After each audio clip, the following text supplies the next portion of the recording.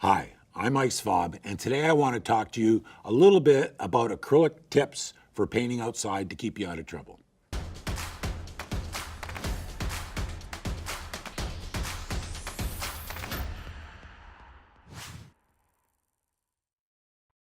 When you use acrylic outside, the weather is really important as to how the acrylic's going to react.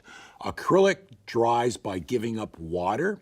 So the lower the humidity, the higher the temperature, the faster it's going to dry. If you're in the desert in the southwest of the US or anywhere else, or you're on the prairies in Canada in the summer, it's going to dry really, really fast. You're going to have a minute or two. So basically, you're not going to be able to do soft edges. You're not going to be able to do these nice gradations and stuff. But does that mean you can't paint outside? No, it doesn't. Part of what you do when you paint outside is you go with what happens. So if I'm painting in a place like that, I go with the hard edges. I incorporate them into my painting as best I can. I don't even try to do the soft edges. Now, if it's a little, say, more humid or a little cooler and the paintings aren't drying so fast, but I want to have a little bit more time, I might wet the painting down. I might use water to wet it down. I might spray it while it's, to keep it wet. I'll do things like that, and that'll give me a little bit more time to paint.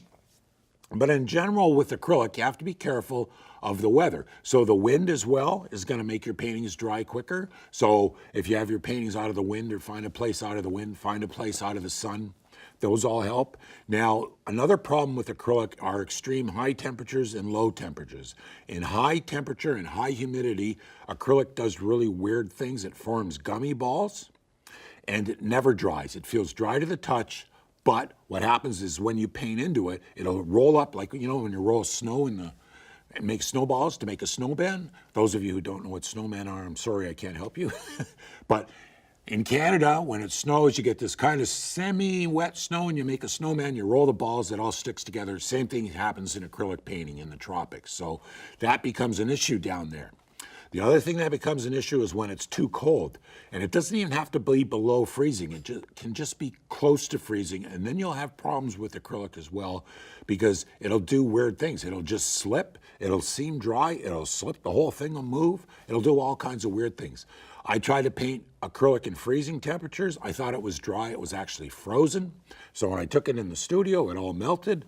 You learn things by working with it. But generally, acrylic is good between 50 and 85 degrees, and humidities above, say, 45, 50%, up to about 70%. Those are where it's really good. It really behaves well. In really low humidities, really high temperatures, really low temperatures, you start to run into issues. You can use a spray bottle to try and keep it wet. You can wet it down as much as you can. It dries, wet it down, dries, wet it down. But the other thing you can try is retarder.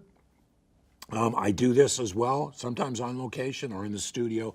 I use just straight acrylic retarder on the whole thing, and then I paint into that, and that gives me a little more time.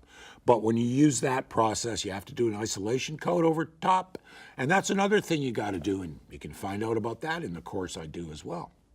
I hope you found this information useful. Now, I have a handout called How to Fix Your Painting, and you can get it by clicking on the link below. Thank you for watching.